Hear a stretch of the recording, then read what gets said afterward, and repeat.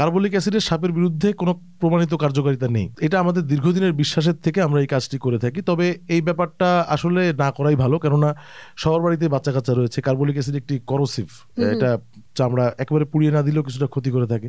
অনেক বাচ্চা কাচ্চা আছে ভুল করে এটা খেয়ে ফেলে। শক্তিশালী কেমিক্যাল আমাদের আশেপাশে না রাখাই ভালো, কারণ এটি সাপের প্রিভেনশনে খুব একটা হেল্প করে না। আমাদের বাড়ির আশেপাশে যে গাছগুলো রয়েছে, এই গাছগুলোর মাথাগুলো যাতে আমরা কেটে রাখতে পারি, যে আমাদের ছাদের সঙ্গে বা টিনের চালের সঙ্গে কিছু কিছু সাপ রয়েছে যেগুলো ওই গাছ থেকে আমাদের গৃহে প্রবেশ করে।